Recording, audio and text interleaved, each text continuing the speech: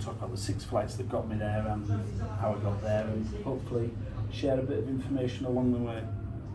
2 logos. I'm supported by the Sick and the Wrong for equipment and the BPRA for training. Jacob and Richard as well. We have to bang that drum whenever we can.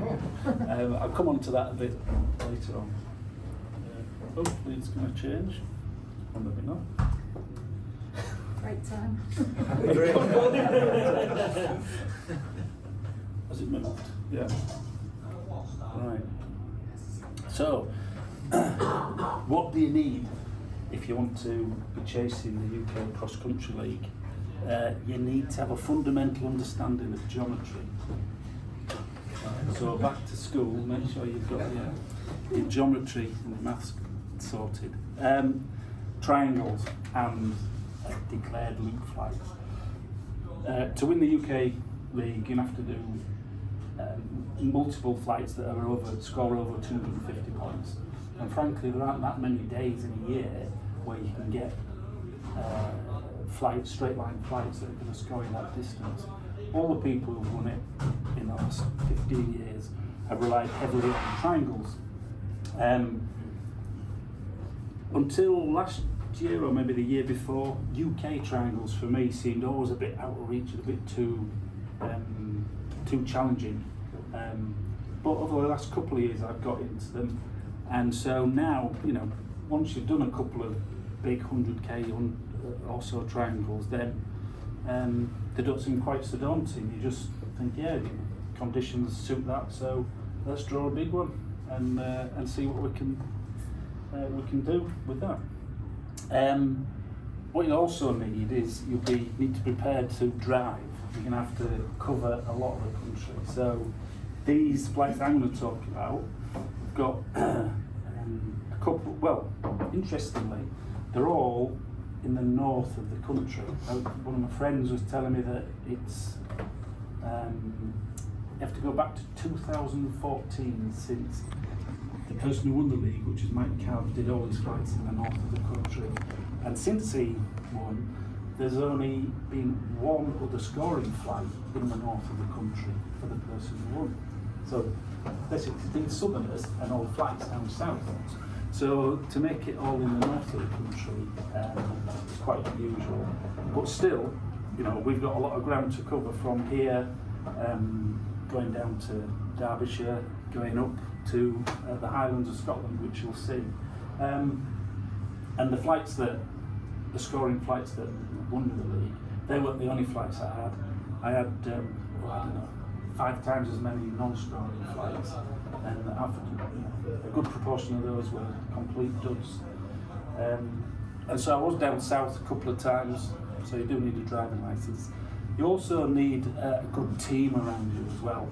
It's a team so you can fly as a gaggle, so that you can plan, organise and travel as a gaggle, so you're sharing everything, all the things that go with it. So that's a couple of things that you need, but what don't you need? What do you think? What's one thing you don't need? A job. A job? That is the one I haven't got there. That's a good point. Very good point. Any other suggestions? Garlic. Yeah. Well, that can feature in there sometimes, but probably not a lot. What you don't need is youth. Because, again, another of my friends pointed out that I'm the oldest ever winner of Food Games, which I thought was charming. But age is no barrier. We can continue. Just picking up that previous point about team flying, I'll show you the first of the videos I've got. Hopefully it'll play. This might be one of the technological glitches we've come across if there's not sound. So this is about gaggle flying and the benefits of that. Hopefully. It's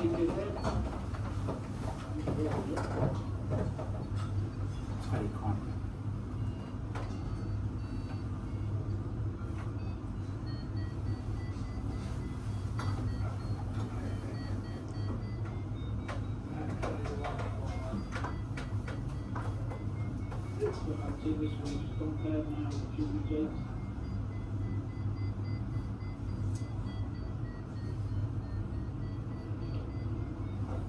slightly better over here.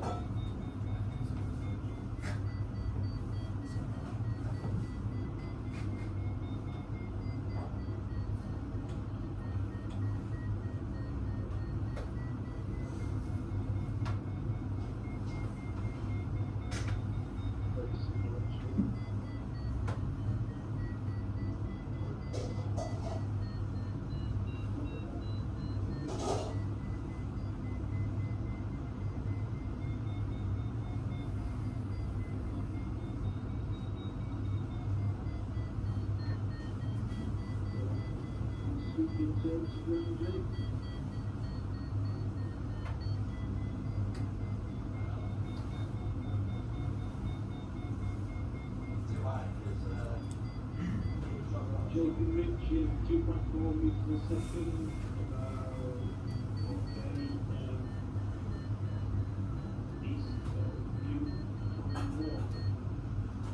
So, gaggle flying, that's key. Jake Herbert, one of the key pilots in the Dales Club, probably more deserving than I to have won the UK XC League, to be perfectly honest. We fly extensively together, a group, and fly very cooperatively. So the point of showing that video was that cooperation. There's a guy climbing ahead, but as I approach it, I'm searching out to see if there's better elsewhere. So I turn the opposite way, because I'm going to cover a bigger search pattern, and then I join in, and then I join so as not to disrupt. That's one of the things we learned through the BPRA, the Race Academy. What's the three things? Like observation, execution, I can't remember the third. Discipline. Discipline, that's it. So observation is absolutely key, is to be constantly observing what's going on around you and competing. So every time, I suppose some people embrace that and some people don't, the competitive side of it. But every time we fly in the Race Academy, in fact every time I fly, I try to outclimb everybody and anybody, just to improve all the time. Whereabouts was that, Richie? Sorry? Whereabouts was it? That particular clip was up in the Highlands, and I think that was a place called Newton Moor. I might have got my east and west mixed up, which I do a number of times. So it was for one of the flights actually, from a place called Craig Magee as it's abbreviated. All right, so about me. As I say, I've been flying paragliders for just shy of 30 years. Learned in this area, a member of the Pennine Club. I was membership secretary, I think, before Simon, or after Simon, I'm not sure. No, I remember you being on the committee when I joined the club. Yeah. Before that, I had a bash on hang gliders. Did you see that? I gave that up as too much like I But anyway, I had a long time where I wasn't doing a great deal flying because of family and work commitments. But then, I think it was around about 2015, I got back into it and then been sort of building up since then. The last couple of years I've been in the top 10 of the cross-country league. Last year I managed to get, I had 3 big triangle flights, which gives you that confidence to then aim again for them going forward. And then for planning for this year, I did have it in my sights to give it a proper good go, because last year I had, I think it was 6 weeks away in May to June, in some competitions in Europe, but that took a big chunk of the year out, so I'd lost or missed some opportunities there. So I planned my year 2023, avoiding those trips abroad. Did actually take one, but it was only a week, so I didn't lose too much. So yeah, I was going for it, and I was sort of determined. Right, that's it. So this next slide is, these things were meant to come in at the side, but basically it's a plot of the different flights that I've done. But the scoring flights are all in this period between the 15th of May and the 16th of June. So that's the period when I did all my flights. 1 month. Yeah, just over a month. Yeah. And they were all squashed up 4 of them within just over a week. I'll just focus in on that period of time. Ignore that, I don't know where that piece of text came from. But on this chart, green is basically the scoring flight, so the 6 green blocks. This dashed is where I've done a declare. So if I had, this one, I declared the flight and I achieved it, so the green is encased in the dash. Here, I planned this flight, didn't achieve the plan, but I achieved this other flight, which actually scored at the time, so my overall score, which is the black line, increased. But that basically became a discard further down the line. Declared flights are that people, there's very few people that love them, but I do love declared flights. But a lot of people get frustrated by them because they miss their declares for various reasons. And I must have a list as long as both arms of reasons why.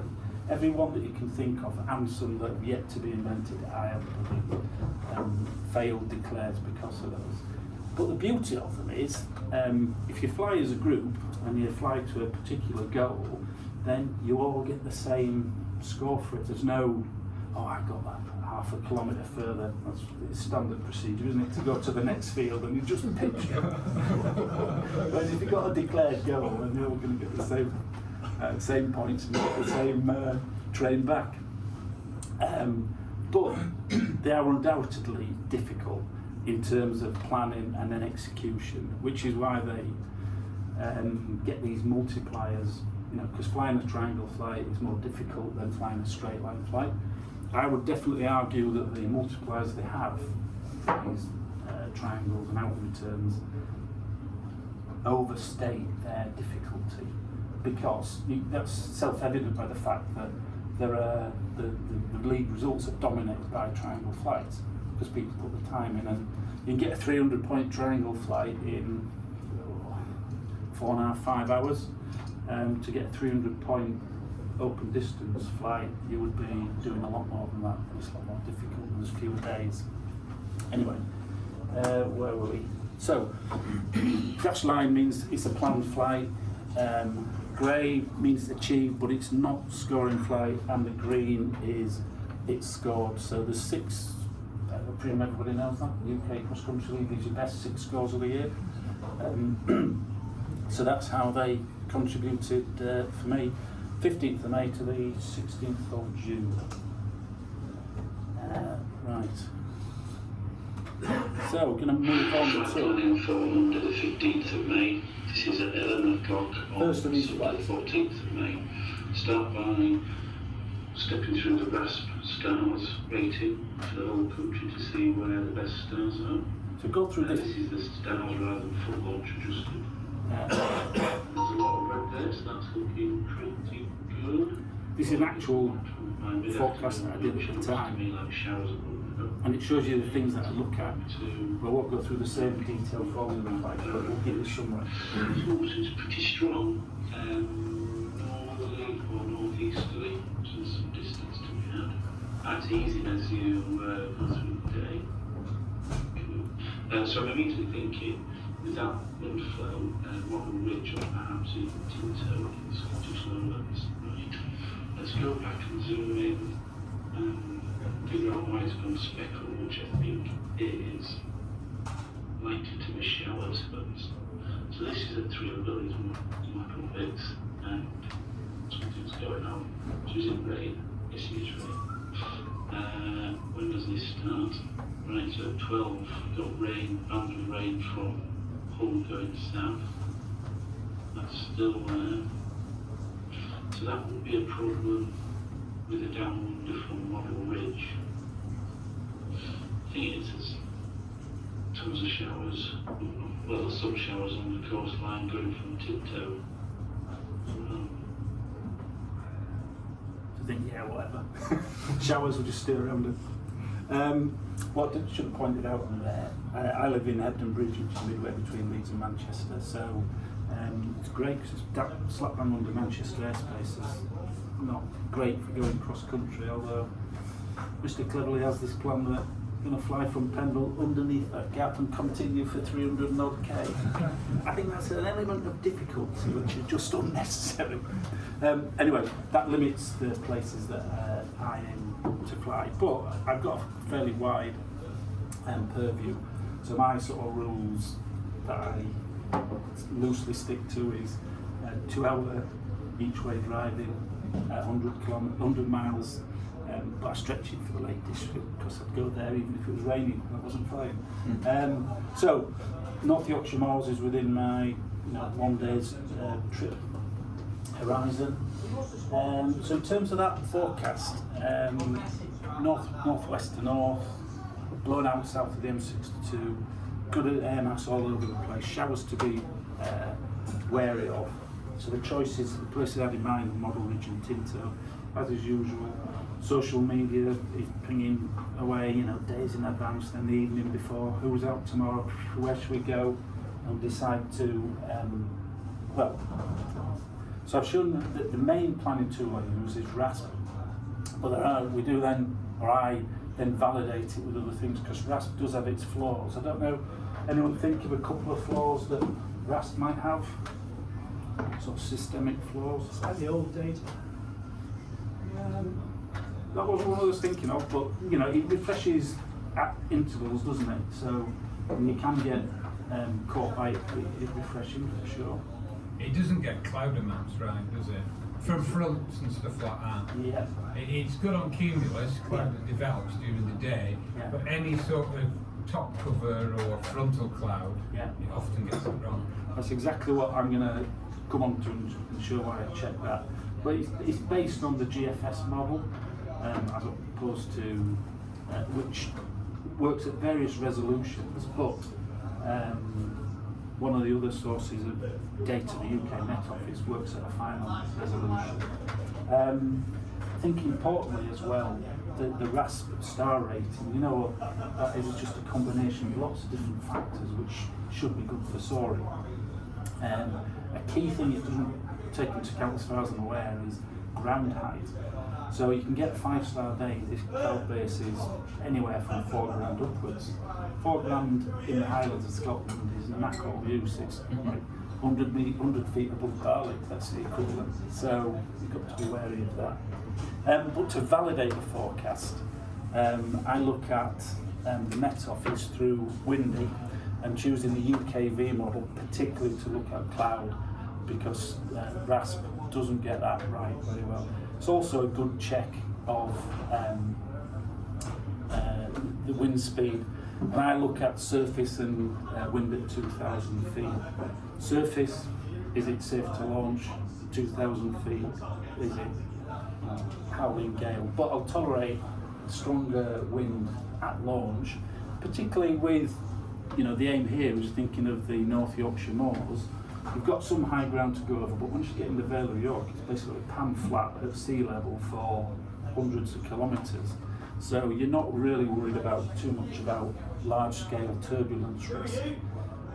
So you can tolerate a bit more wind from there.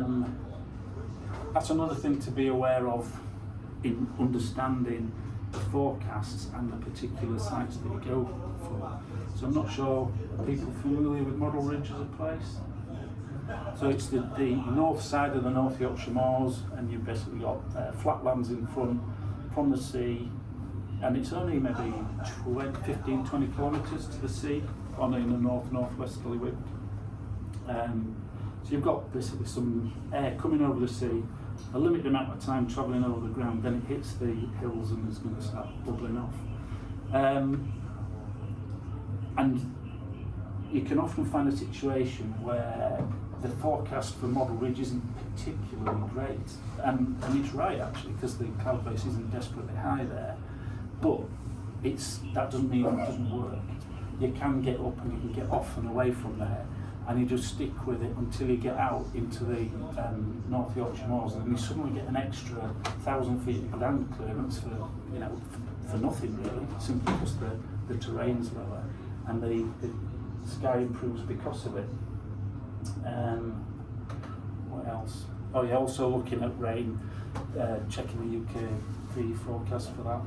step through it, going it by hours of the day, just to see how it develops. And then in terms of route planning, I use this site called XC Para, which again, it's another RASP representation, but it does it on a more detailed, granular, well, a map that scales better actually, the underlying map. And then it has these planning tools. And so what I will do is step through hour by hour and draw the route, basically following downwind. You can also get airspace on the XC Para representation, so if you've got to go around airspace, you can factor that into your planning as well. As you can see, I'm going through hour by hour. And then the length of these arrows is basically, you know, estimated speed over course. And I'm a man who loves a spreadsheet. So I've done some calculations, and your speed over the course is obviously dictated by two things really. If you're going downwind, that is, the wind speed and the strength of the climbs. The stronger the climbs, you're going to go faster, you can push on faster. Anyway, with an average of 2 meters a second climbs and 20-25 kilometers an hour, they expect to make 46 kilometers an hour. So these arrows, which are in hourly chunks, are around about 46-45 kilometers. Also, around about 45 kilometers an hour is your optimum speed to glide at that climb rate and in that speed. Yeah, I think that's about what I've got to say on that. Right, so I'm going to set off from Model Ridge, but to where? So I think most of my cross-countries are basically tours of main line railway stations. So again, somewhere on that direction, in that route. So the choice of railway stations, so we've got Newark, Grantham and Peterborough. Newark is 150 kilometres with a declaration 187 points. Grantham 170 would give us 212 points if declared, and Peterborough 215 kilometres would be nearly 270 points. So should, you know, Peterborough, that'd be grand getting that. But it's early in the season, and so just getting a score that's over 200 points in the bag is an absolute primary objective. So I went for the middle of the three, aiming for Grantham. Yeah, aiming for Grantham. And then once we've chosen Grantham as the destination, using Google Maps, look where the station is. And we're coming in from the north. All that's built up area, don't be coming in on some sketchy final glide over some housing estate. So I'm going to come in on that open field there. Zoom in at detail to see, you know, you can see, sometimes you'll see discrepancies between the satellite picture and street maps. You might see some housing development that's popped up. You can also see power lines as well. So I'll choose a landing field where I'm not gliding in over power lines, or if there's some obstacles, then I'll make a note and make sure that information is shared with the people that I'm flying with. Right, so then use FlyXC, another app, everyone familiar with, I presume. You know, just draw your line from where you want to start, where you end, then you get a code, QR code to scan into your gadget of choice, and away you go. Right, so Richard, so would you only use 2 waypoints, start and finish? yeah, for a deep flight to go. Yeah, because all the waypoints are 400 metre radius, so if you add an intermediate one, then it really limits your options. I have previously used intermediate waypoints for navigation, but there I want them to be much wider. What do you do to avoid airspace and things like that? Fortunately, as we will see here, actually I thought there was a thing, you'll see that Doncaster airspace no longer appears on this. So up until, when was it, March, end of March this year, there was a block on there. You wouldn't have been able to get through, you'd have had to stay around it. which would have been pin in the backside, and there was a second mats there as well. That's Scampton restricted zone, and then it's embedded and surrounded by, or there were two ATZs and Maxes, but it's cleared out much better now. But yeah, for flight to go, it's just start and end. Right, thanks. Where are we up to? So I think there'll be a video now of this flight.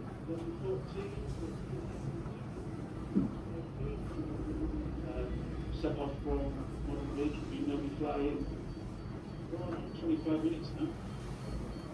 It's not all All sets of ground this animation.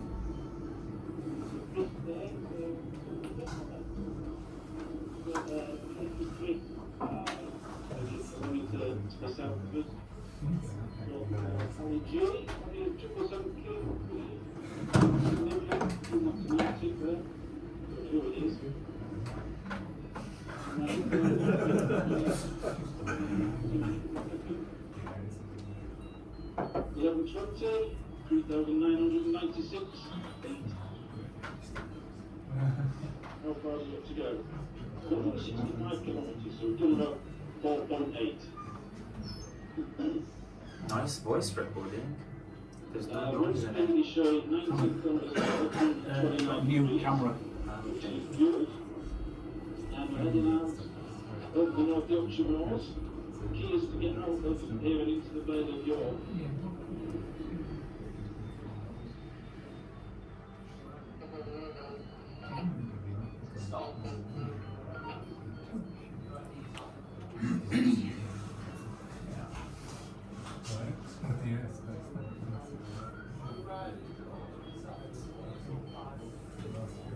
A bit of a climb just behind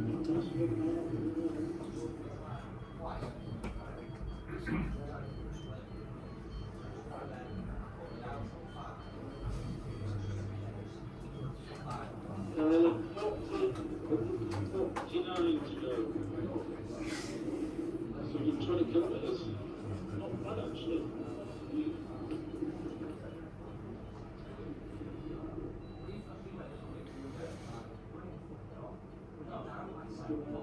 Had a little bit west.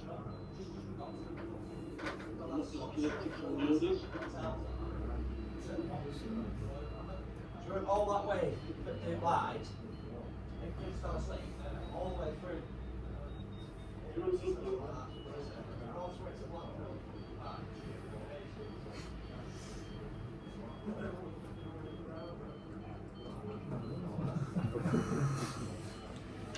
It's very easy. So that was crossing the moors. You'll have to excuse me, Linda.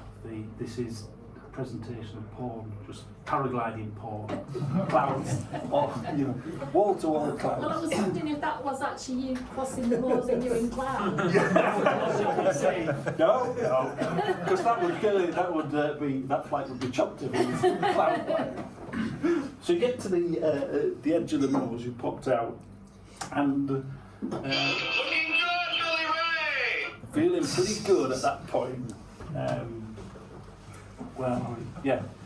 We've done 25 kilometres, 42 kilometres an hour at 4,000 feet above ground level now, so things are looking fine.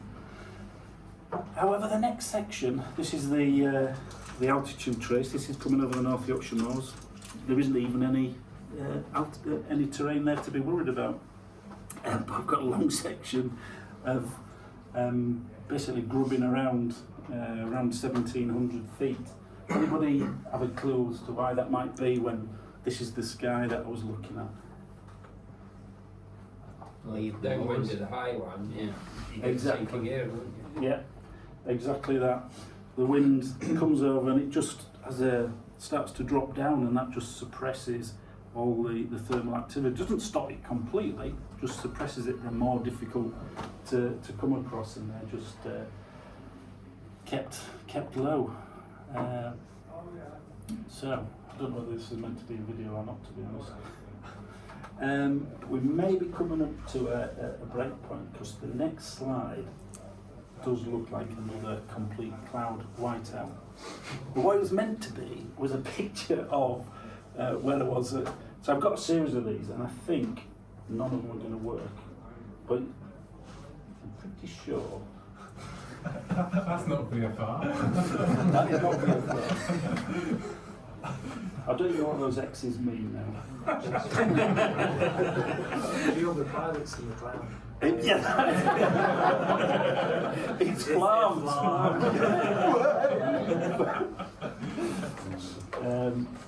I'm hoping this will be a transient issue, and it will start.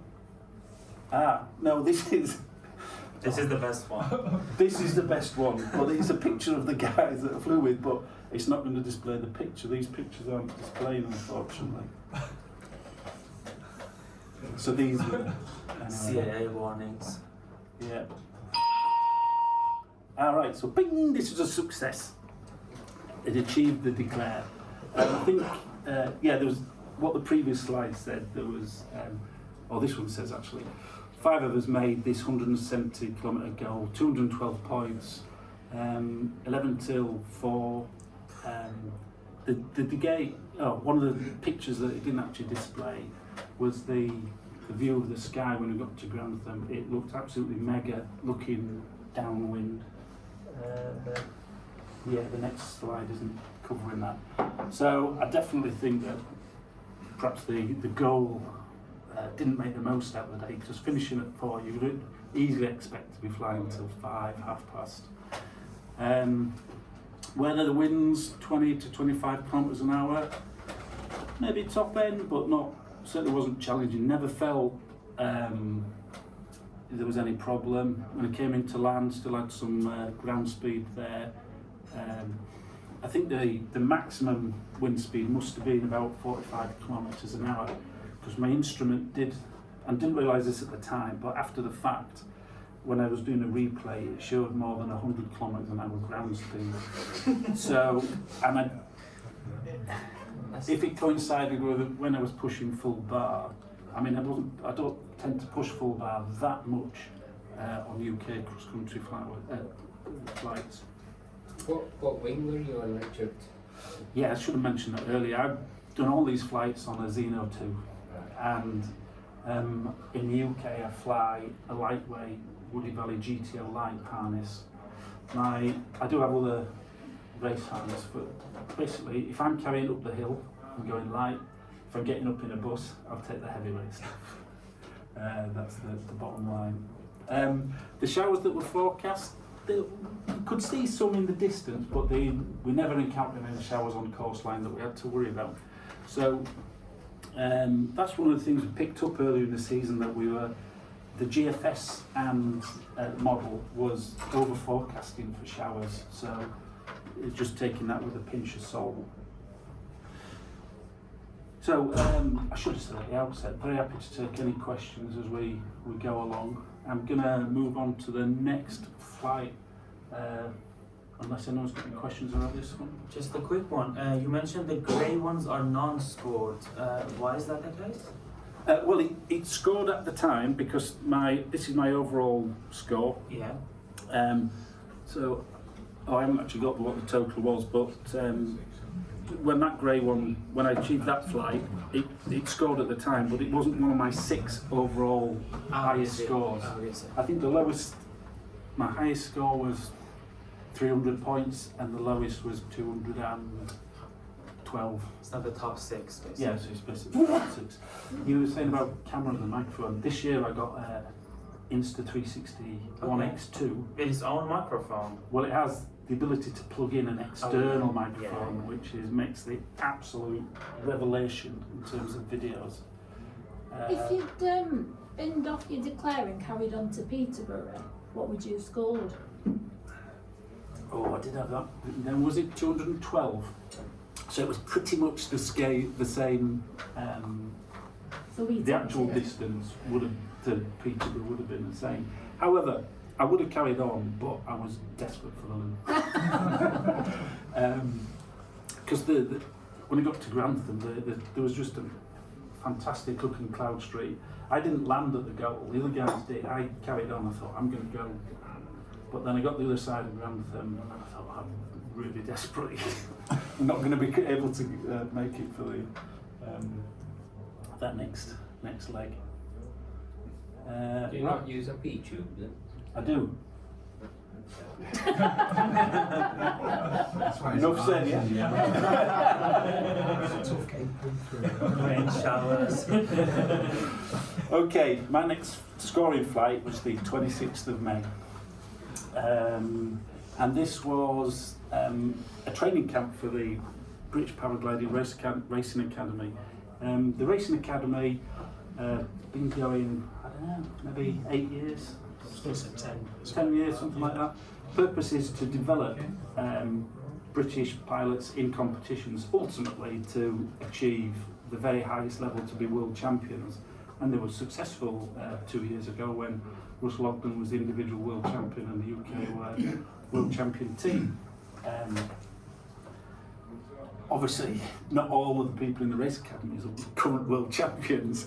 I was quite surprised that they were prepared to take an old timer like me. But you know, each to their own. Everyone's got things that they can bring to the game. If you're really dedicated to push on and get to that highest level and compete at the highest level, then the Race Academy is a fantastic place to be part of. You know, we get on these training camps. So this was in the UK, obviously because it's part of the UK Cross Country League. In a training camp, this one was focused on race training. So they're helping us develop our cross-country flying skills, but then improving those, you know, to maximum efficiency. So Guy Anderson, who was leading this training camp, is probably one of the top 5 thermal pilots in the UK. You know, extremely rare to outclimb Guy. He's just absolutely immense. So the opportunity to fly with him and to get feedback and develop is a great opportunity. So I was helping Guy decide where to hold it, and ultimately we decided to go for Derbyshire because it looked light winds and decent rasp. That was we rendezvoused at the Derbyshire and Scottish Gliding Club at Camp, is it? Which is on Bradwell Edge. Had a nice breakfast there, really hospitable. And that's Guy on the right, and Richard Carter, another legend, current and many times UK Open distance record holder and league winner. And this is Richard Carter's home territory, so having him, his knowledge available was fantastic. And you know, we were there to go big, and you know, Richard Carter doesn't get out of bed for anything less than 100-kilometre triangles, so that's what we came up with. This is the forecast, so that is roughly the area where we were based and where we were aiming. What we can see is there was an area of the stars were degrading, which basically cloud was coming in, and we need to get off away from that cloud, complete our flight, and then towards the end of the day you can see that the stars were improving back, so there was an area, a way of coming back in from the north. So that's how we're going to be our final leg, so working out a triangle up from that. That's what we're aiming for. This is just illustrating why the stars were breaking down. Basically solar radiation is getting blocked off because there's clouds building, and then it starts to break up, and which just correlates with the star rating towards the back end of the day. Boundary layer average wind, you know, fairly light. That's eminently in the achievable range for circuit flights. Ideally, I aim for less than 10 kilometres an hour boundary layer average for doing circuit flights. However, you can do them in more than that. We had one which we'll come on to later actually, which was the wind was stronger than forecast, and we still managed to achieve a circuit flight. So, you know, you live and learn, don't you? You can push these boundaries a little bit further.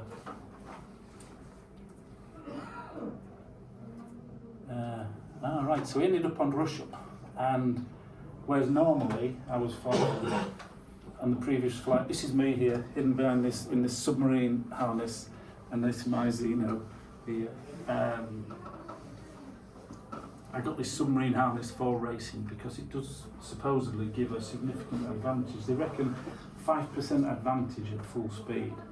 I thought that's not very much, is it really? But then I was chatting to a friend through the results I had in competition in Colombia, and I was like between a minute and a half and 3 minutes behind the leaders, and he was saying, well, 5% full glide, you know, you've lost, I think he said 200 metres of gliding at full glide.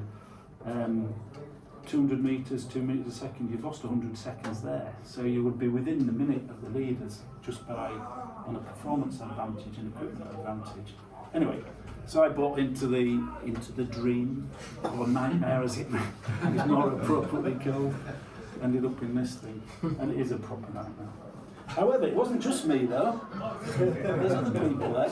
If this isn't you, Mr. Butterworth, who is it? That's me. Because that's your jacket, that's your helmet, it's your submarine.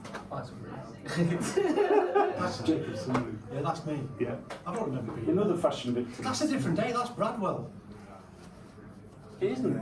Guy was never meant to be. That's the day after in Bradwell. I didn't come down for the Friday.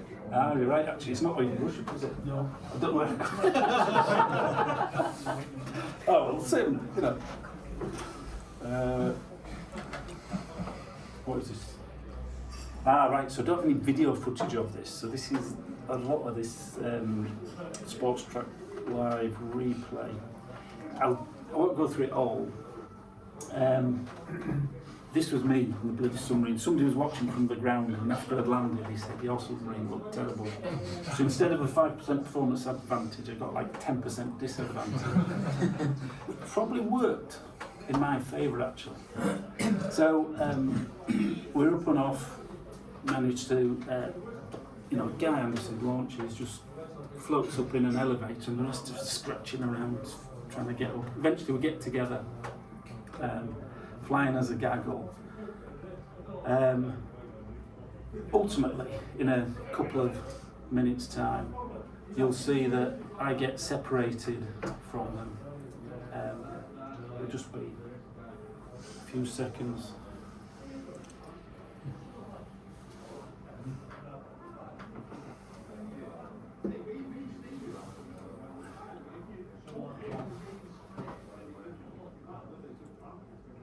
Oops, didn't mean to do that. Let's see if I can move it on to a particular place. I don't think you can.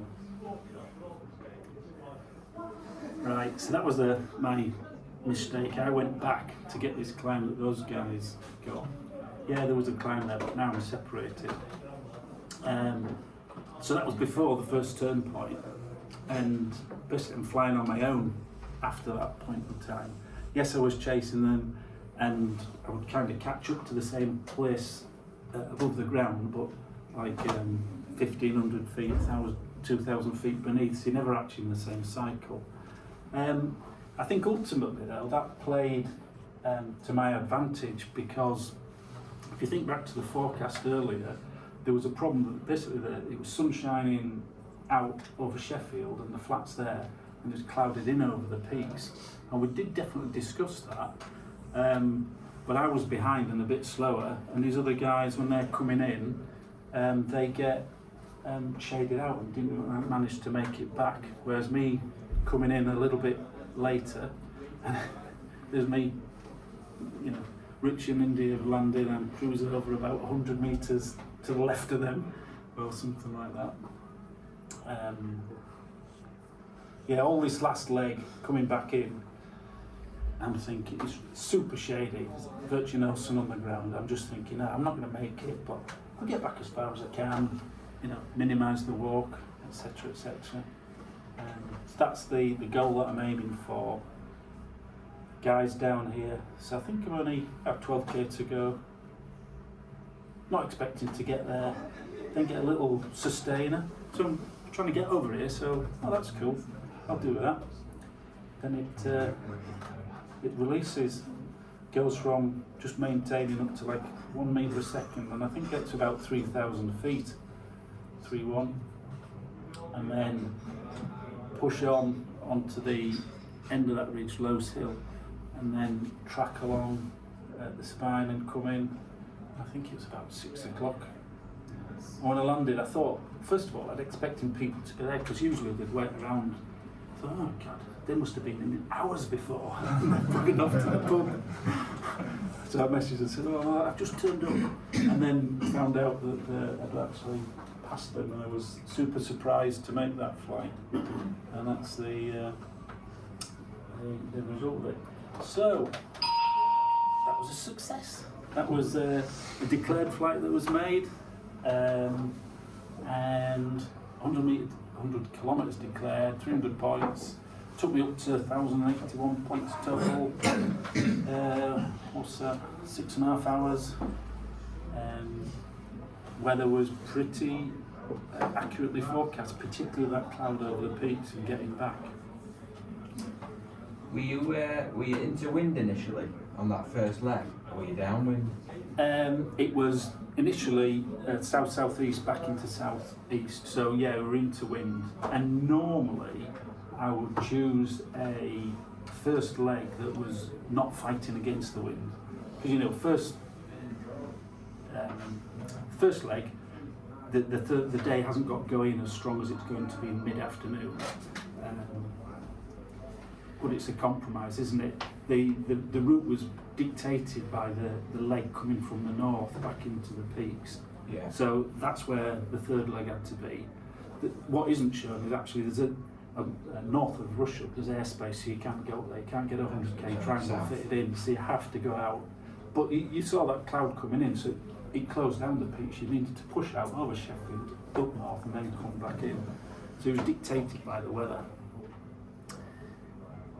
So that was Friday the 26th of May, and we were meant to be staying down there for a few days, but where next? The forecast, the RASP forecast, tempted us elsewhere. So light winds in the Highlands, lots of 5 stars in the Highlands, and pretty dreadful down in the rest of the UK. So the wheels on the bus, which is no small undertaking in my bus, it has to be said. But we went to the Scottish Highlands. Let's have a look at the options and the sites and the forecast. So XC Power is particularly good if you're going somewhere that you're not familiar with the sites, because it has a lot of sites already plotted on there showing the wind directions that they take. I've been going there for 4 years, 2018, 21, 22 and this year.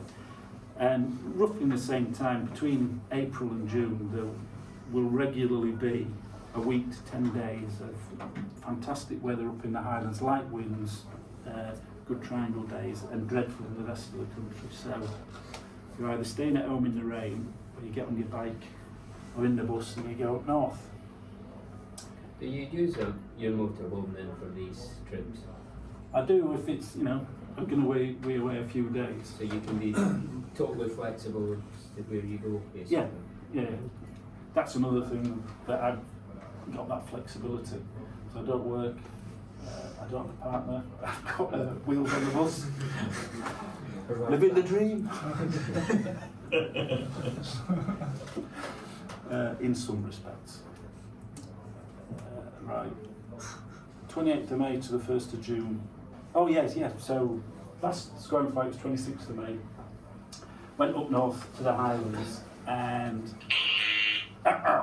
no scoring. Oh, actually, this next one did actually notch it up a little bit, but it didn't. It flew every day, but I don't know where that pin came Some big from. ambitions as well for Scotland by the looks of things. Well, yeah, you go big or you go home, or you don't. Yeah, so we got up there. That was the 26th. Travelled on the 27th, then flew all of these days. I don't know why I didn't put the ones in, perhaps because they didn't notch it up. Flew every day, at least for a bit. And these are bloody good flights. I mean, one of these, the 1st of June, was a triangle flight from White Corrers, Glencoe. It was absolutely awesome. I thought I was going to be down in the boonies, 15k walkout. Managed to eke my way out of there and get back. But can't talk about that because it's not one of these things flights. Has the other guy made it or not? Huh? The other guy made it or not? Everybody, I know some people did land, but not as in the extreme place that I was. But didn't complete the.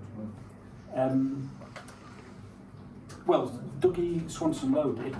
I was flying with, but like 4 others did. Well, maybe more than that actually.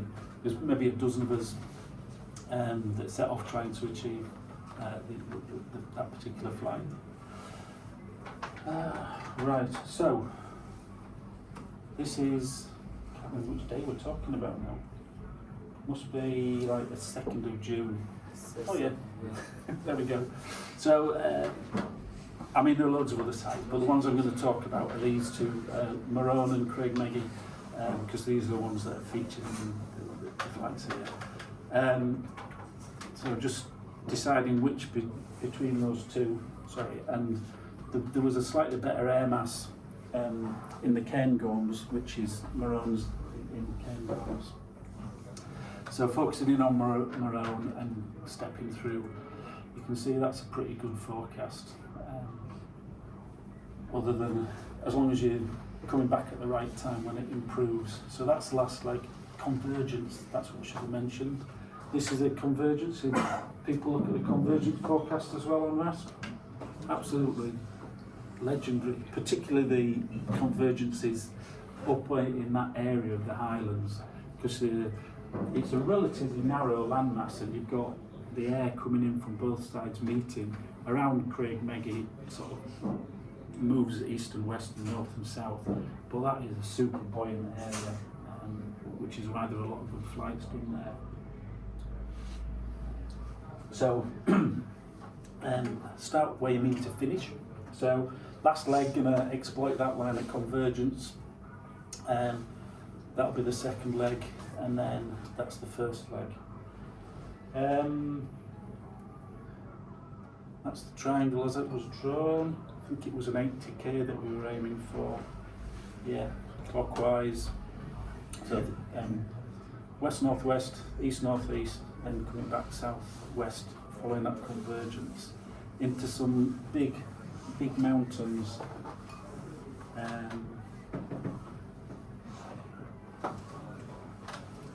Right, yeah, so there's Braemar, then there's a road here that's not just shown on Google Maps, but that's a road, and then there's walking paths as well. But then you've got some proper big mountains. If you're going to land out there, you know, here you might have a couple of hours walk, that'd be reasonable. But here you could be upwards of 6 hours getting out from some of these places. So I prefer to avoid that. So instead of taking the Tiger line straight from there, you know, point B to point C, I'll do a nice detour just to stay within easy glide of a reasonable walkout. I think the actual line I took was even more in safety-wise.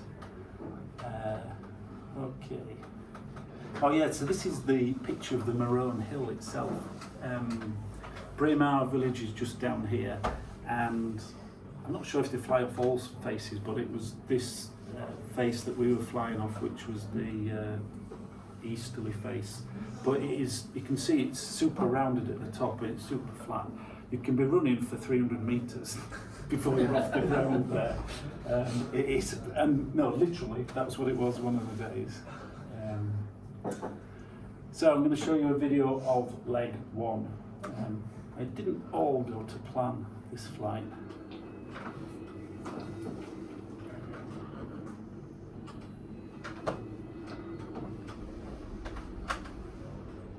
It's a bit quiet, isn't it? So, it's back to 33, at 5,700 feet. I go for a while, just about to take the start cylinder. That's over the map, we get outside.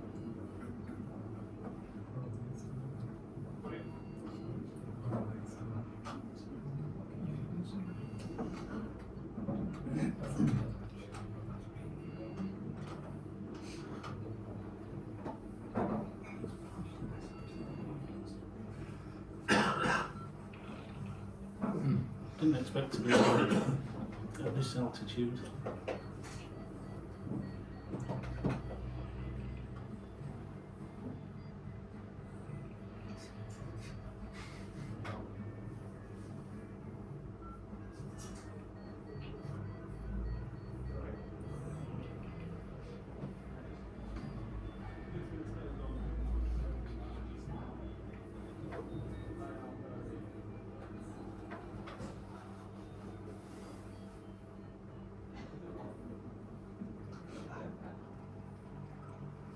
Yes, that was a bit of a shock. You know, having planned the triangle, expecting light winds to then be coming in low, facing these 3,500 feet mountains in 20 odd kilometres of wind. So I wasn't desperately happy at that. Particularly when you're facing, you know, this prospect here. Pretty daunting outlook, to be perfectly honest. I did. This same day, this was planned and executed with Dougie Swanson-Lowe, who's based in North Wales. I know a few of you will know him quite well. As I explained before, I planned for this second leg, you know, not to take a big detour, to keep within reasonable walking distance. Dougie, on the other hand, just goes like laser focus, straight over the terrain, cares not a jot if he's got days of walkout. Yeah, different entirely. That's Dougie, also on a Zeno 2, and that's us as we're about to get the first turn point. Still a bit of snow on the ground in the middle of June. As you can see, it's good sky, lots of clouds. We just bagged turn point 1 there, and that's turn point 2 in the distance, 35 kilometres. Dougie goes straight there. I'm taking a massive detour around here. So this is on this massive detour. Just a bit of cloud porn here with this convergence popping up.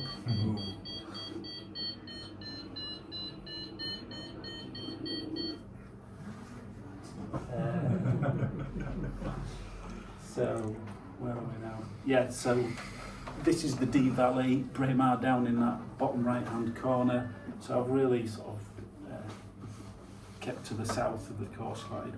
So go along a bit and then follow it under this, what is effectively a cloud street, but it's a line of convergence. How do you keep out of the cloud when you're getting so close to the base? Well, you're always aiming for a blue, but you've always got to have you know where your exit door is going to be, and you always have that in mind. And can you big ear on a Zero? You can, but I don't. I don't touch big ears after a few years back on a completely different glider. Big eared, avoided cloud, but then ended up with a knot, or 2 knots in either side, and it put me in a bit of a pickle, so I never do. There's various other techniques you can use. One you won't hear many people talking about, and it applies particularly to high aspect 2-liners, is I won't call them wing overs, wing unders, full speed wing unders. So you accelerate fully and then you roll to 90 degrees either side. Each time you roll, it points the nose down a bit. So full speed, you're going down about -2.5. With that extra, you're going down at around about -4.5, -5. So that's a good way of keeping course control. You're pushing super fast as well, and you're keeping out the clouds. So yeah, if you see me rocking like that, it's because I think I might be going in, or I'm trying to avoid going in the cloud.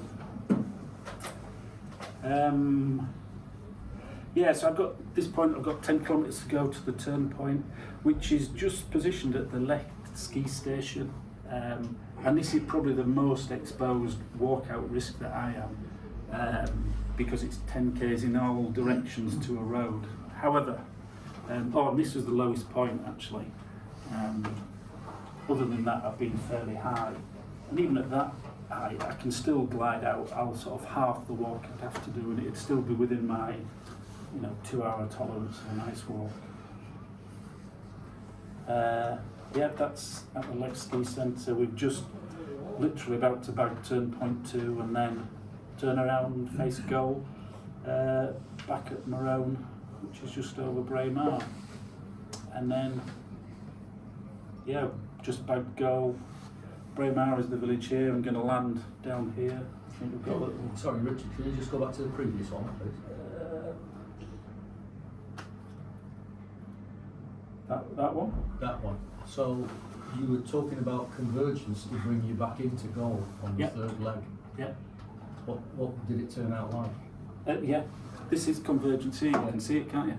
Yeah. I haven't got a view directly up, but there's clouds here. It's all being encouraged to lift there. So it looks good. Yeah, the forecast was pretty accurate that day. A little clip coming into land. There's Dougie just came in before me.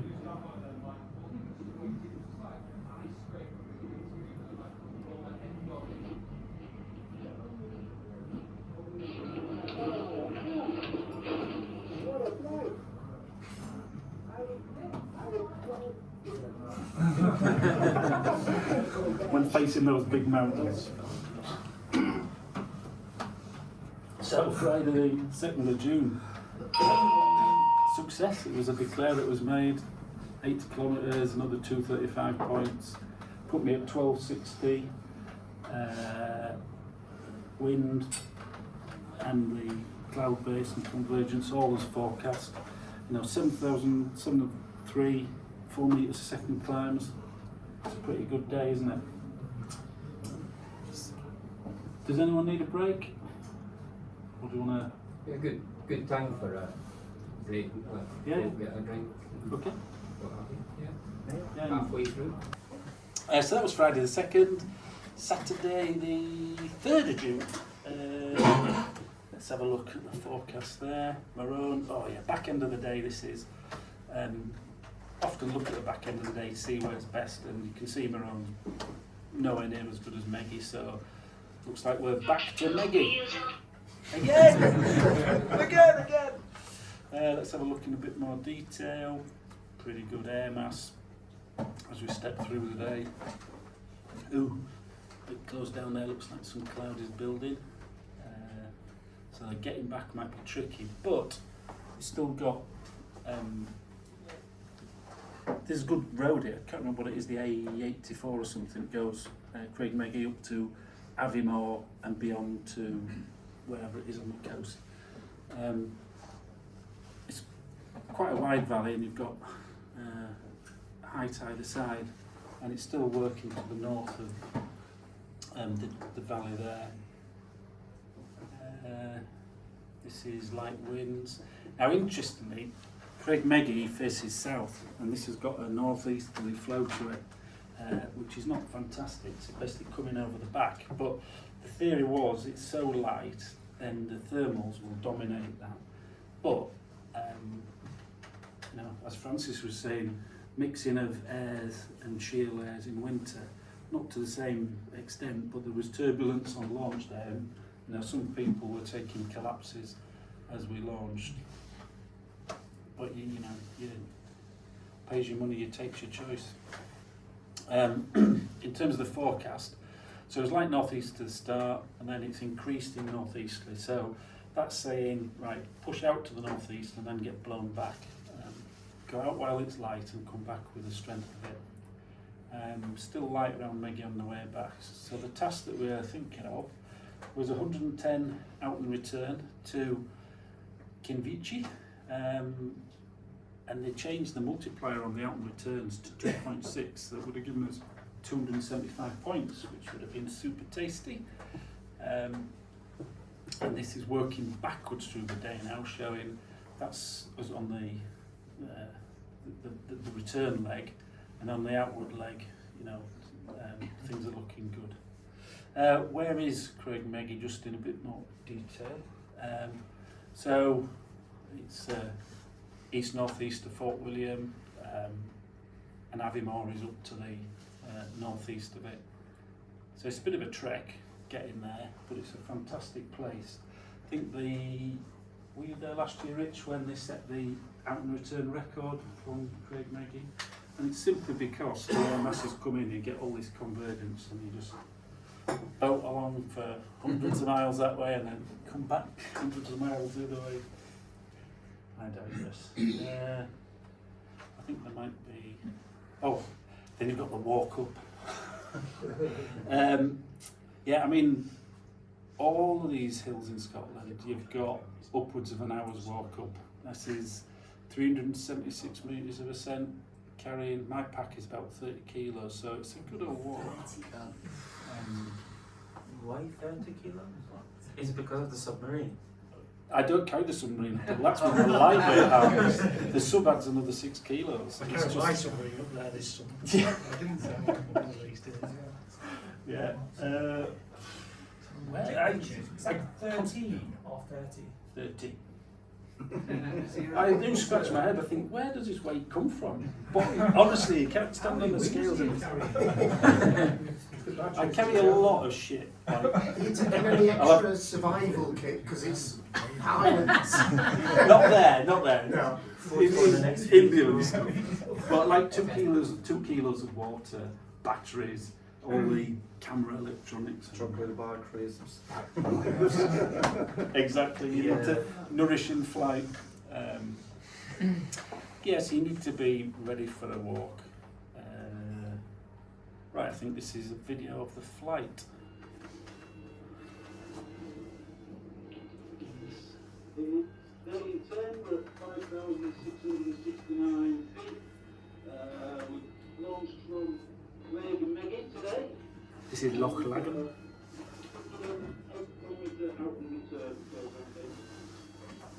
Wrapped a bit warmer on this one. So good dressed. I launching thin gloves and put me these thick ones on after. But Richard noted on the flight from Morona I was in shorts and light stuff. I was absolutely freezing, so taking no chances today. I'm in the winter gear and the mittens and things. It can be chilly, although today there's a lot more sunshine because we're in a slightly different air mass. This is the main valley with a road going down, so there's nowhere near the walkout exposure on this flight. You know, worst case scenario, you'd be like 5k's to the road, but you'd be unlucky to land out that far.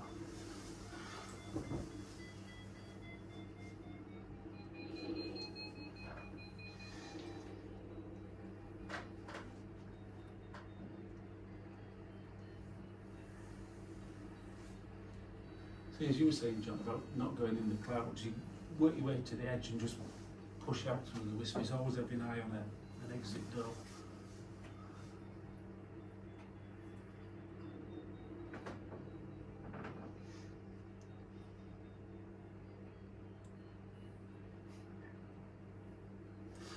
I was thinking put this altitude trace on to see, you know, barely going below 5,000 feet, you know, all the way until you know, the back half of this flight. Unfortunately, I ran out of camera footage there.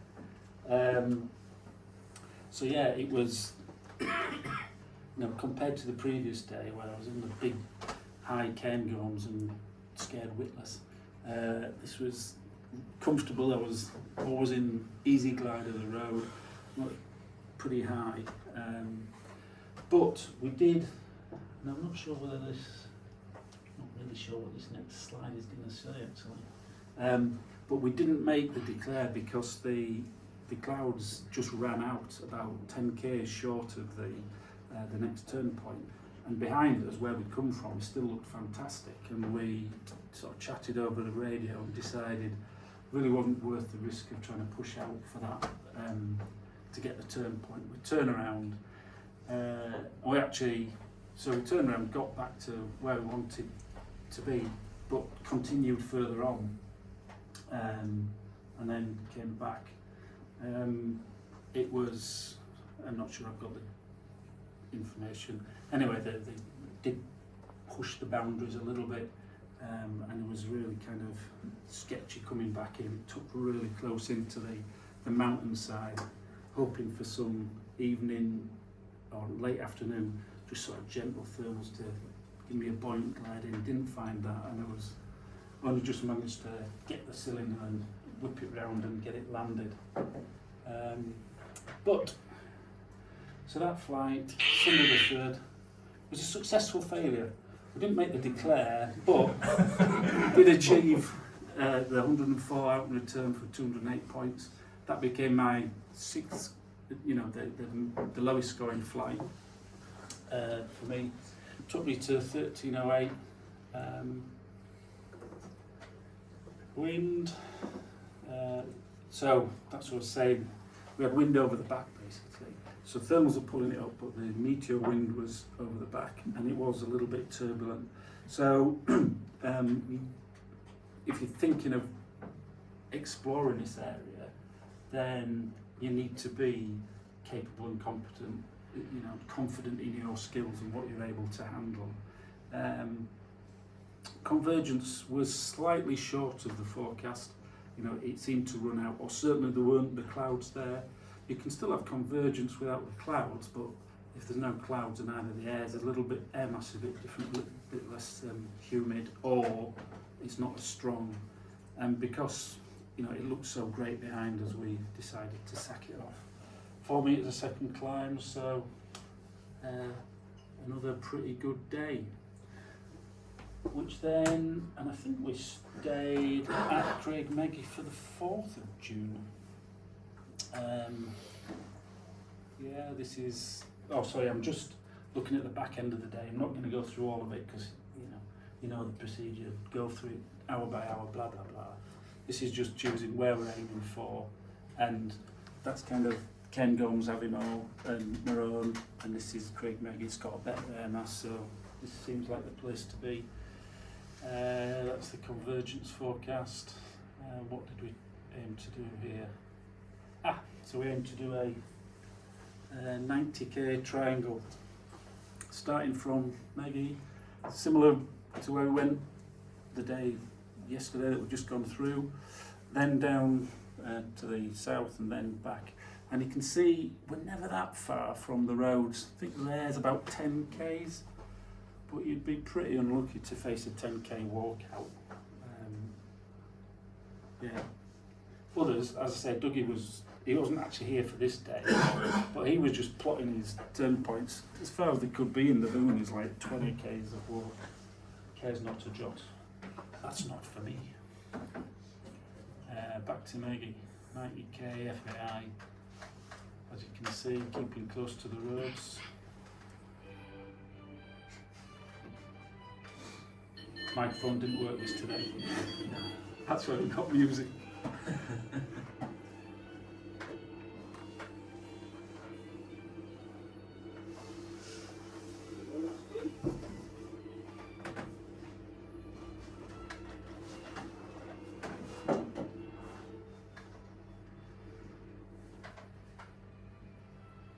Jules Robinson is a Scottish pilot, knows them behind like the back of his hand. A really good resource to hook up with. That's another of the benefits of being in the BPRA. You get to know these people from around the country.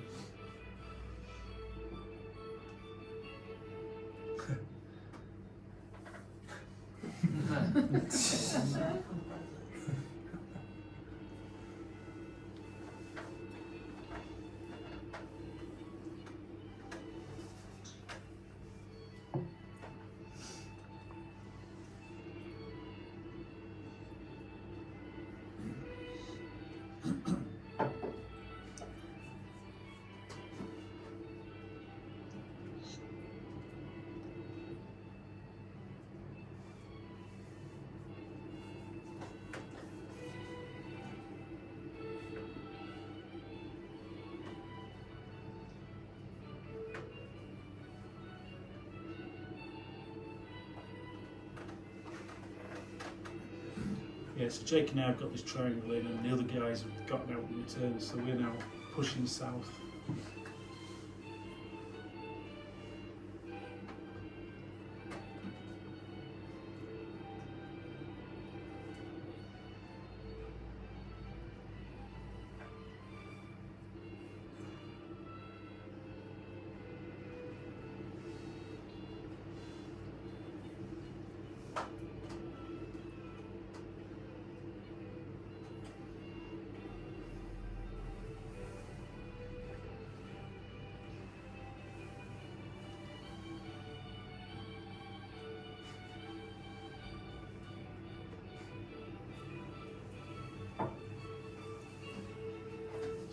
pretty decent scenery out there.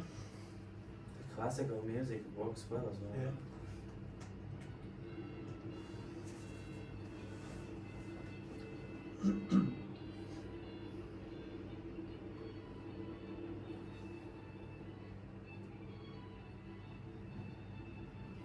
This is going to be easy. Nearly 7,000 feet on a...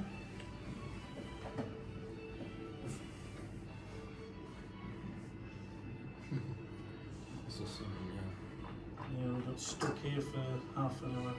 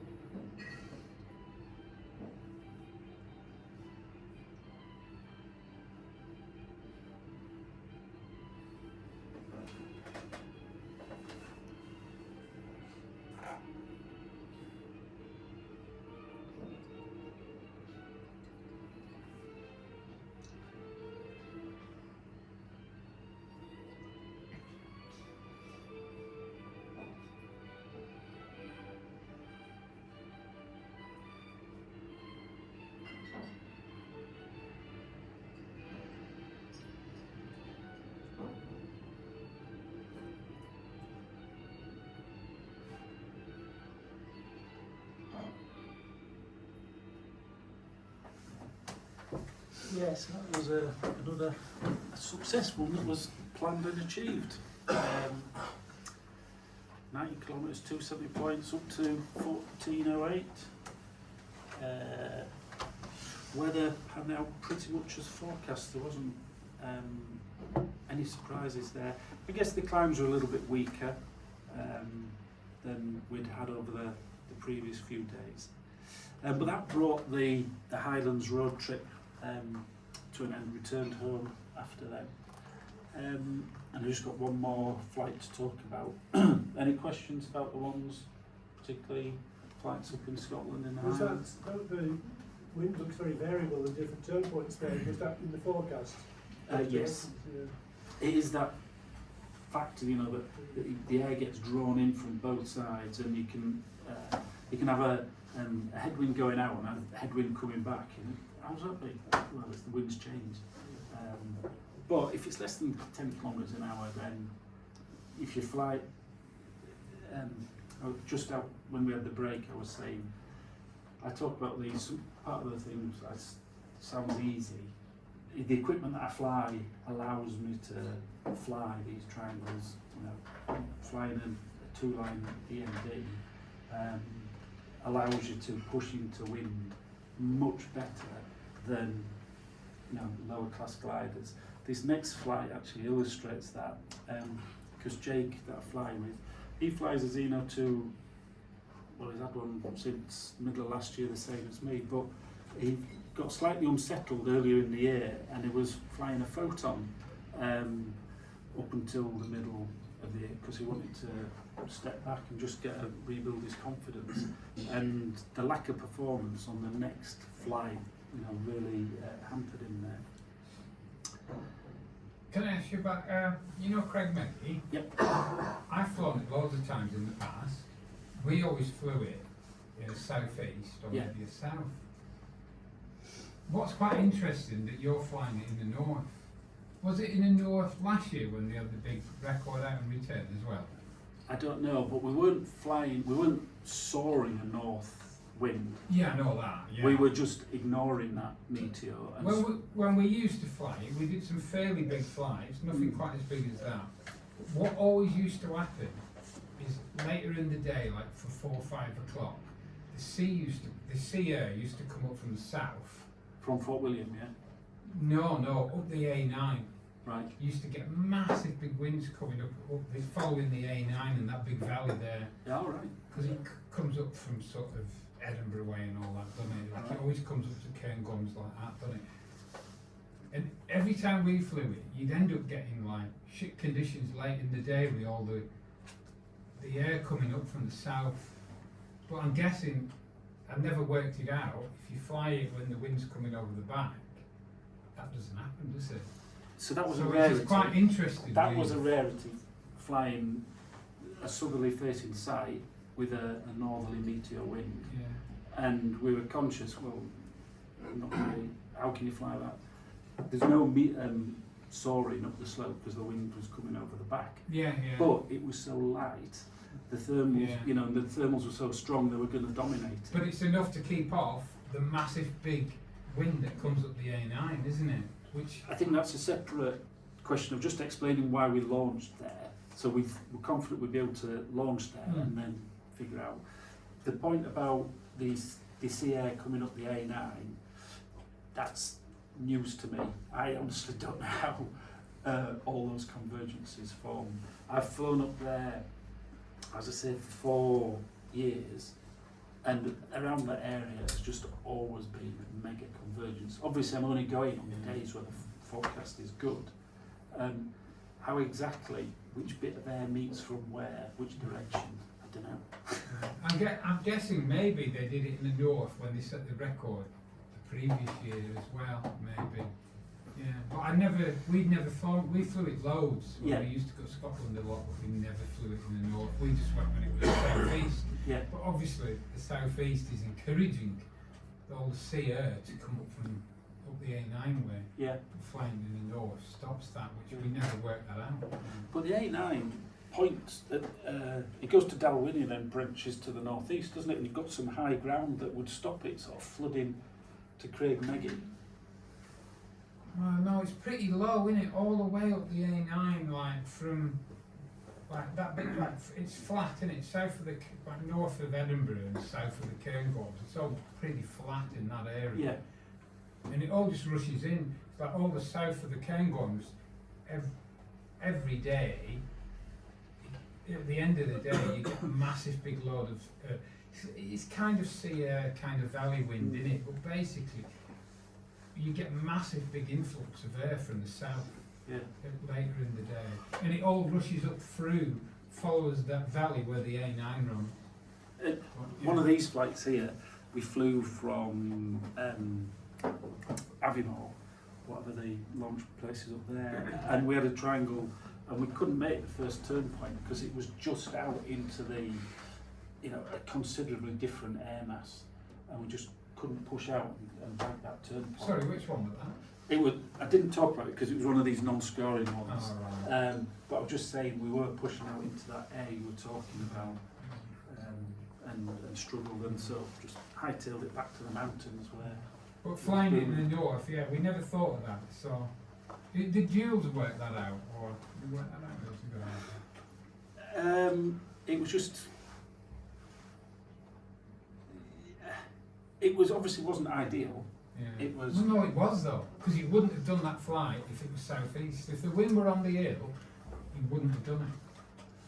But I never realised. Well, the that. previous day, that day where we did the out and return, not the declared one, the one that we sort of ended 10k short of the declared. Dougie did effectively that same flight, and that was in a southwest. All right. So it was achievable. Right. Yeah, so we basically repeated that same one. The reason we chose Meggie was it was just in the best air mass. You know, other places that were better for the wind direction, the air broke down earlier on, and maybe there wasn't going to be such a big opportunity. Did you have to wait a long time on launch then? Did you have to wait for it to the thermals to get strong enough before it was launchable? Did I say what time? Didn't it? Yeah, I think it was about 2:30. It can often be. It's rare to be launching there before midday, and it can often be quite late. And what was it like on launch? Was it very gusty? Was it not very gusty? No, it was. You know, it was really light, as I recall. And where I showed that walk up, the 376 metres, that's kind of its first shoulder, and people walking even further up. To give themselves a better chance, but to be honest, there's no need if you're well high enough to get a climb at that stage. Okay, so any other questions before we move on? final flight to talk about, coming back a bit nearer to home, to Tuesday 13th of June. Evening, looking at the forecast for Friday 16th of June. So I'm looking at this day at this point in time.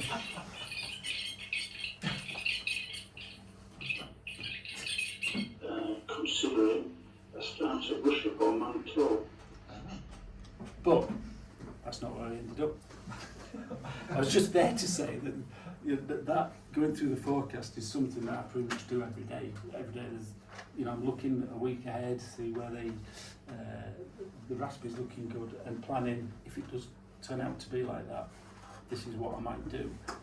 So I've got literally hundreds of prepared flights and to choose from.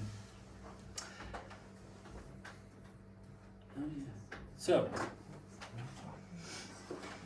think this must be a little movie, isn't it? Don't need to talk about this. We've got the airspace, which basically separates us from, can't do it across an open distance. So focusing in on Courtly Spout to try and access this area of decent weather, decent stars. We're still doing. We settle on Courtly. Do you get that? Settle on Courtly.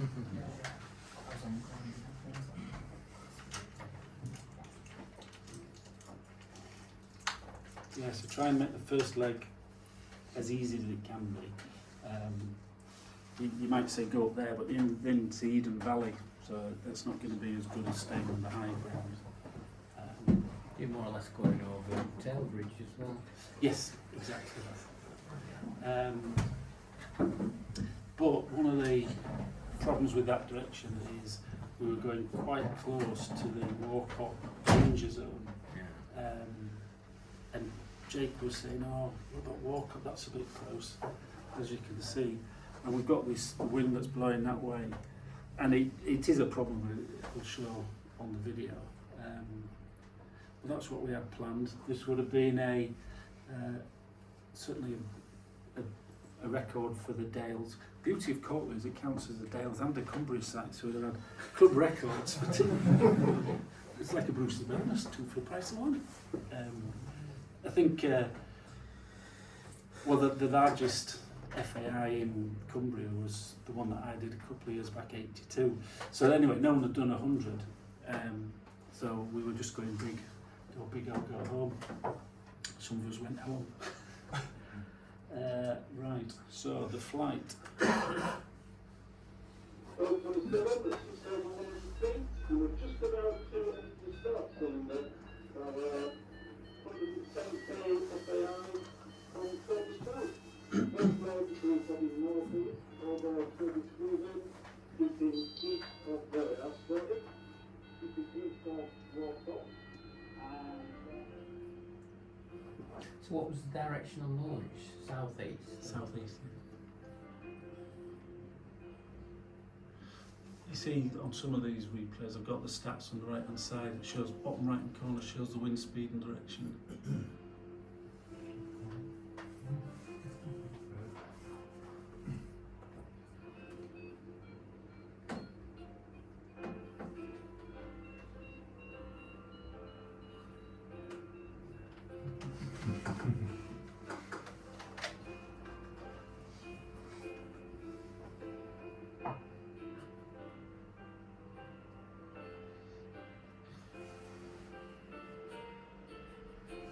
Stronger wind now, 11 kilometres an hour east southeast. It was an exceptional day that. There was a lot of good flights in the lakes that day.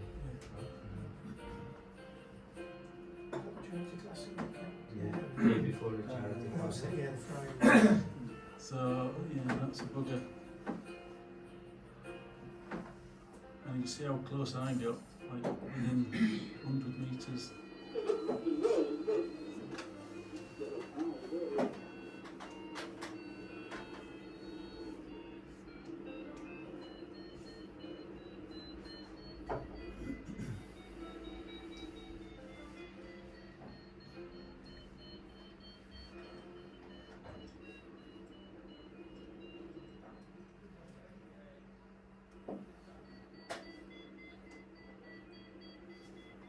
Ticket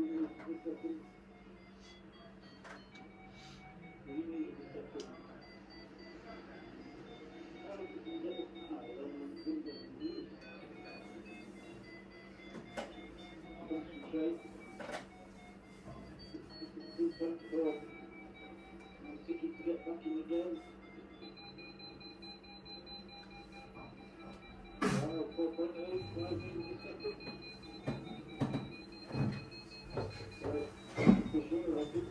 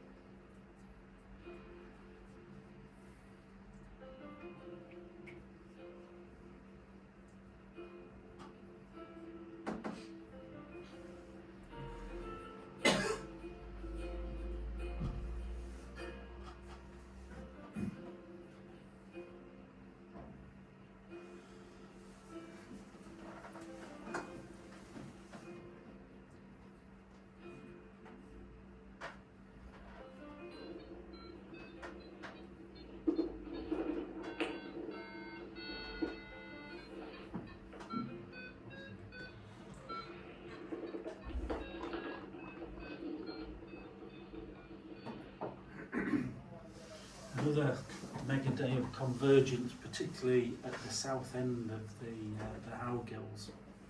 And then I landed at nearly 6:30, but getting down was, you know, I properly had to work at it, spiral diving down to get on the ground. It was still absolutely hooning up. So that was my last scoring flight. It was a successful failure, so I didn't make the declare, but it was a 105 flat triangle for 211, which took me to 1439 points, which was where I finished. Weather was just amazing. I can't recall having an 8,000 foot cloud base and 5 metre a second climb. That was definitely the strongest climb that I've ever encountered certainly in this last year in the UK, I should say.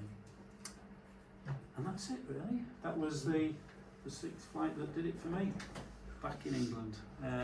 16th of June, as someone else was pointing out, it seems almost like a different season. It was so long ago, and there were just occasional days here and there. I did attempt other flights, but I didn't manage to achieve anything that exceeded these ones that I'd already done. Did that go for other guys like Dougie as well?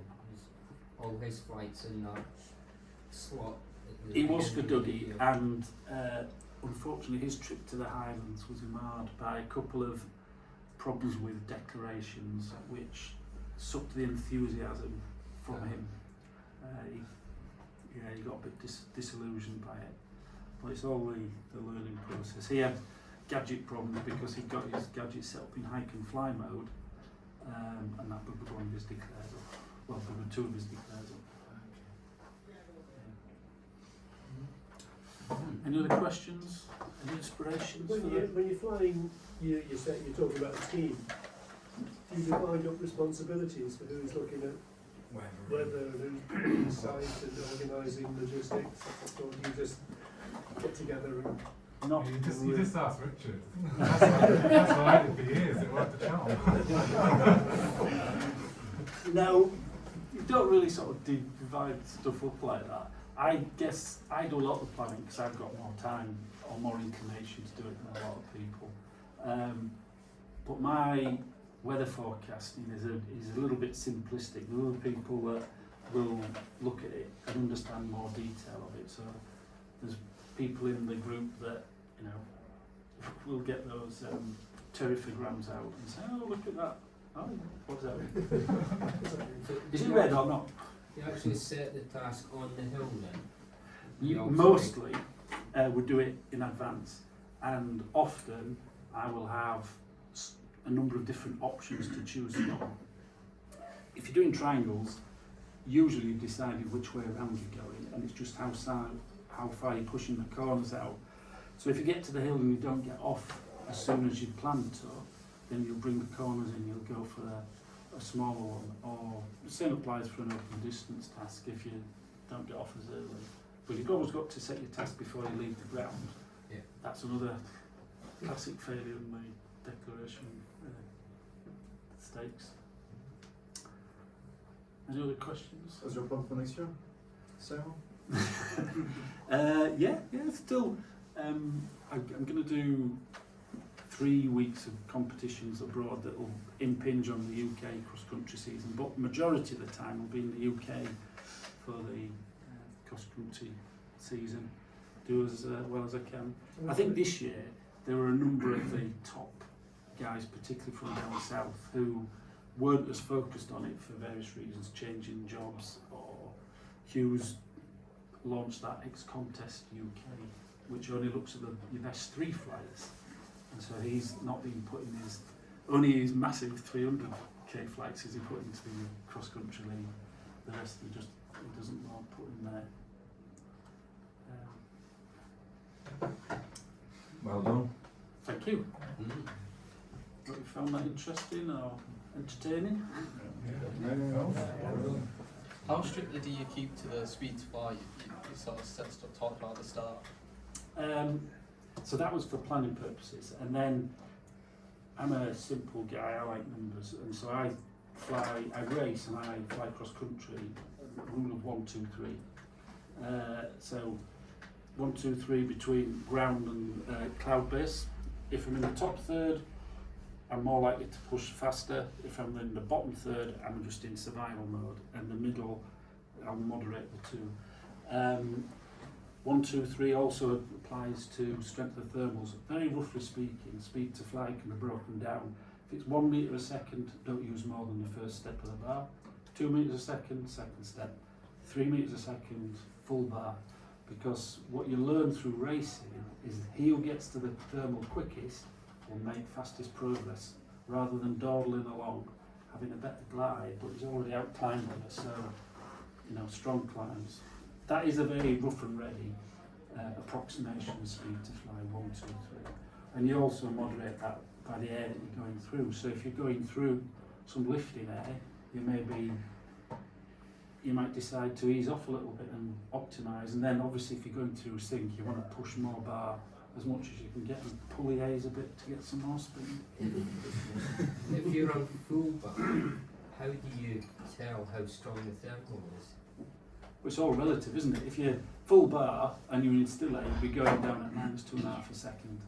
But presumably, you'll be pushing full bar because you're already in sync. If your vario starts to show less sync, if it gets to less than 2.5 metres, I'm thinking, this air is actually going up, I'll ease off and see whether it's worth. So you ease off when it starts to lift, basically.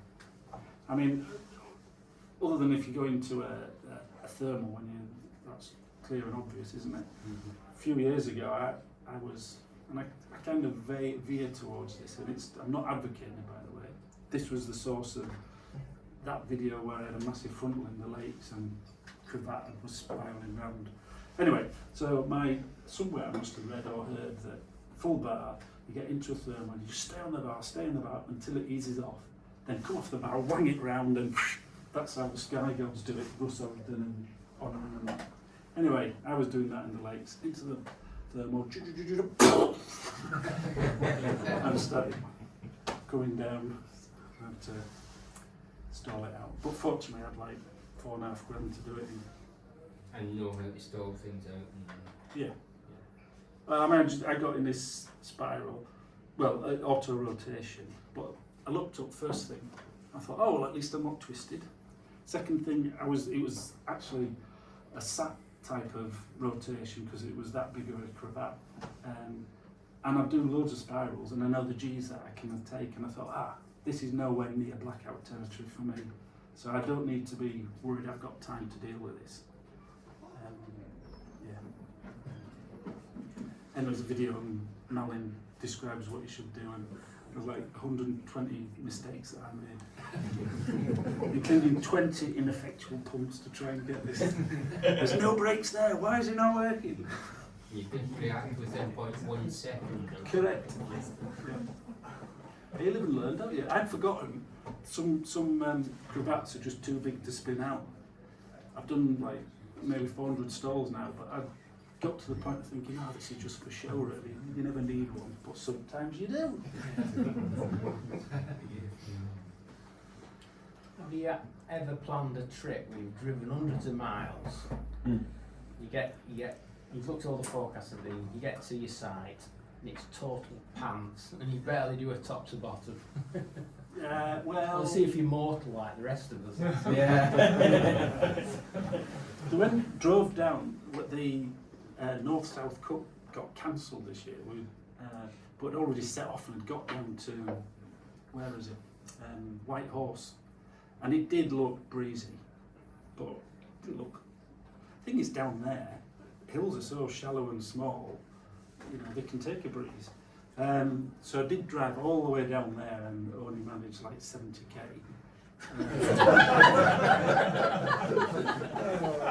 But it was like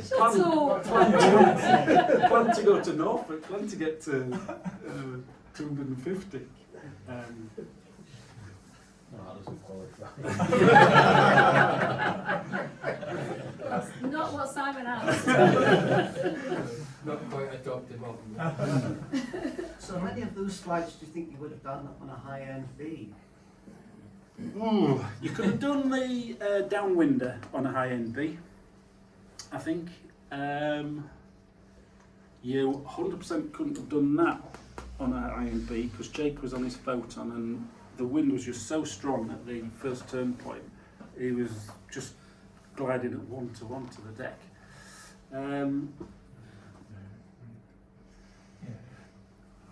That was the Derbyshire 100k triangle, and the key to that was being slow. So a high B could probably have done that one, yeah, I reckon.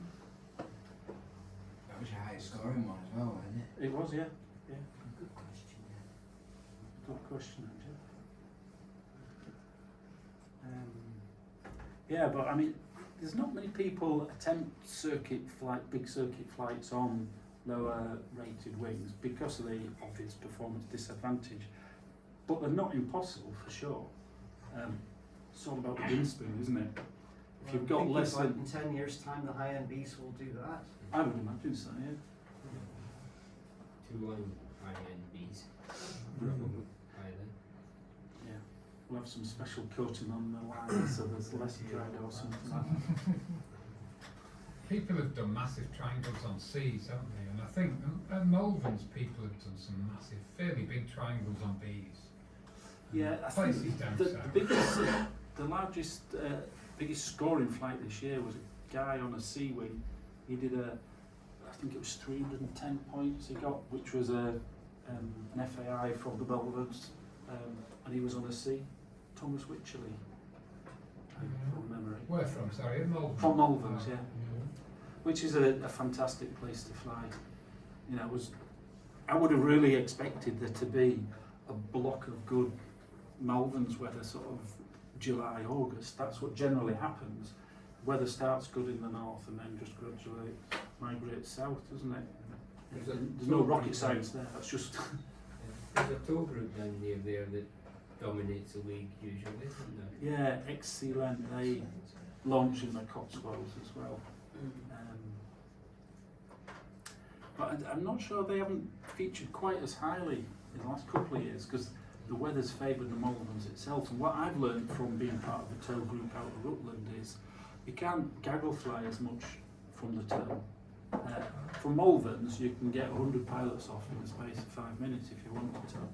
It'd take you 2 hours having 6 winches running in parallel to get that number off from a tow field. And when you fly as a team in a good cooperative gaggle, life is so much easier simply because you're sampling that much more of the air. So your chances of bumping into those invisible thermals is that much greater.